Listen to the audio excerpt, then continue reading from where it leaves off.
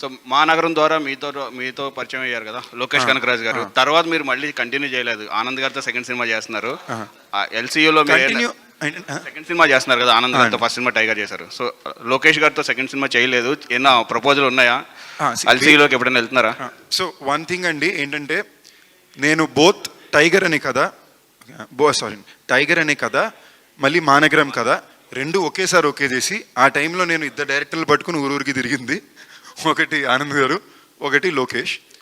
ఆ కథ నాకు తమిళ్లో ఎస్ఆర్ ప్రభుతో సెట్ అయింది. నాకు ఇక్కడ ఠాగూర్ మధు గారు వచ్చి ఎన్వి ప్రసాద్ గారు సినిమా చేయాలంటే వాళ్ళకి నేను ఇది పంపిన. నెక్స్ట్ లోకేష్ నేను రెగ్యులర్గా అసోసియేట్ అవుతాను. మైకిల్కి తమిళ్ ప్రజెంట్ చేసిన లొకేషన్ అండి. అండ్ తన ప్రొడక్షన్లో కూడా ఇప్పుడు చేసే ఒక ఐడియా ఉంది. ఇన్ఫాక్ట్ తను అడగకుండా కాదు, ఇంతకుముందు తను ఎల్సీడో నన్ను అడిగాడు. బట్ నాకు అది పెద్ద లేదురా, నాకు అలాగే నీతో నేను వర్క్ చేయడం ఒకసారి నేను అలవాటు పడ్డాను, నాకు అది అలాగే ఉండాలి. నేను కొంచెం అలాంటి పర్సనల్ హైజ్ బిలీవ్ చేస్తాను, అది అవసరమా కాదా నాకు తెలియదు. బట్ నేను లోకేష్తో మళ్ళీ పనిచేసినప్పుడు ఒకలా చేయాలనుకున్నా.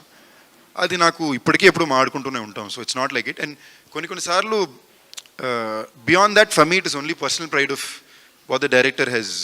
ఇలా ఆఖరి డిస్కో రాజులో కూడా నేను అడిగారండి క్యామియో, అడగకుండేం కాదు, ఓకేనా? అప్పుడు నేను చేయలే. బట్ నెక్స్ట్ సినిమాకి ఆయన చెప్పా, నేను ఏ సినిమా చేసినా కూడా ఒక ఫ్రేమ్ అనే నేను ఉండాలి అని.